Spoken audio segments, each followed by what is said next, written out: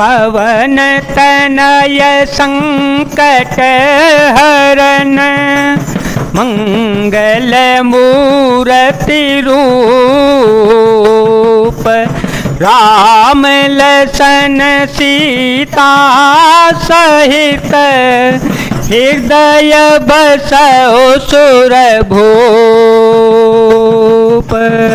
तब मुनि रघुपति गुण गाथा तब मुनि रघुपति गुण गाथा कहे कछुक सादर खगनाथा ब्रह्म ज्ञान रत मुनि विज्ञानी मोहे परम अधिकारी जानी लागे करन ब्रह्म उपदेशा लागे करन ब्रह्म उपदेशा अजय दैत्य गुण हृदयेशा अकलयनी है नाम रूपा अनुभव गम्य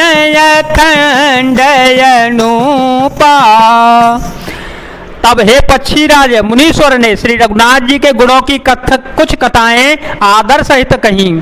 फिर वे ब्रह्म ज्ञान परायण विज्ञानवान मुनि मुझे परम अधिकारी जानकर ब्रह्म का उपदेश करने लगे कि वह अजन्मा है, अद्वैत है, निर्गुण है और हृदय का स्वामी अंतर्यामी है।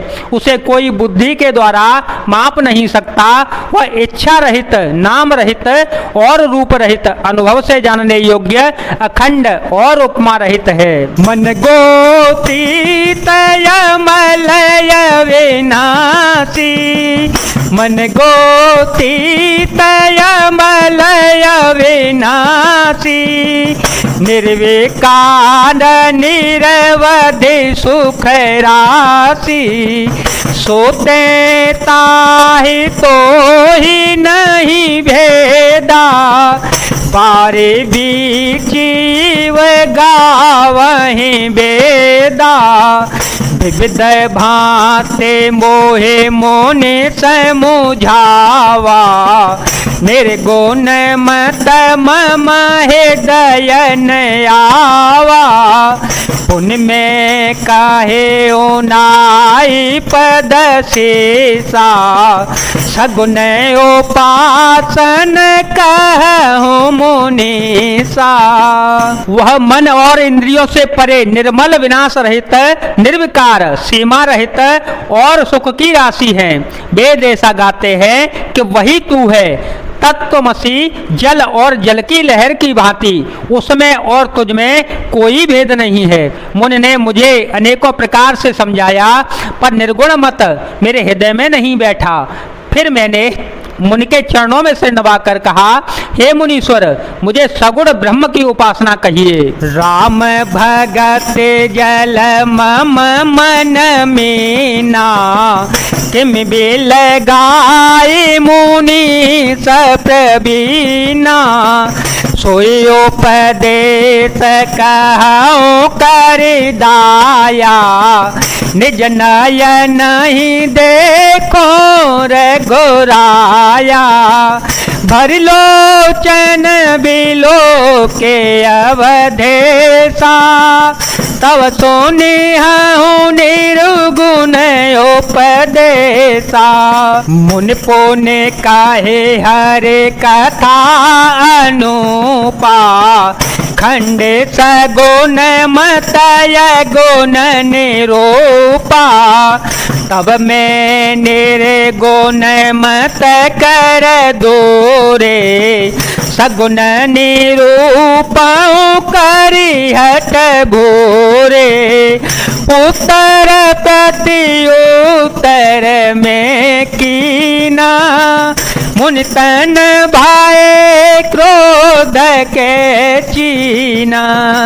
राम सिया राम सिया राम सिया राम सिया राम जय जय राम।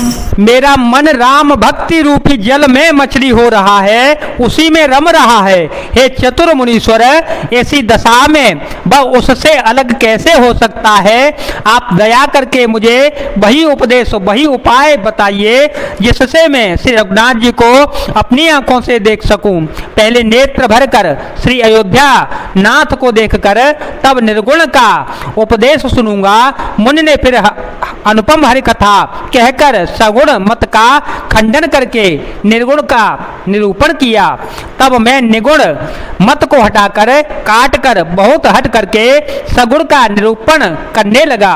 मैंने उत्तर प्रत्युत्तर किया, इससे मुनि के शरीर में क्रोध के चिन्ह उत्पन्न हो गए। सुन प्रभु बाहु तयवज्ञा कीने, सुन प्रभु बाहु तयवज्ञा किए, उपजय क्रोध ज्ञान के हिए, अति संघर तन जो कर कोई, अनल प्रगट चंदन ते होई। हे प्रभु सुनिए, बहुत अपमान करने पर ज्ञानी के भी हृदय में क्रोध उत्पन्न हो जाता है। यदि कोई चंदन की लकड़ी को बहुत अधिक रगड़े तो उसमें से भी अग्नि प्रकट हो जाएगी। बारंबार सकोप मुनि करे निरूपण ज्ञान, मैं अपने मन बैठ तव करऊं विविध अनुमान।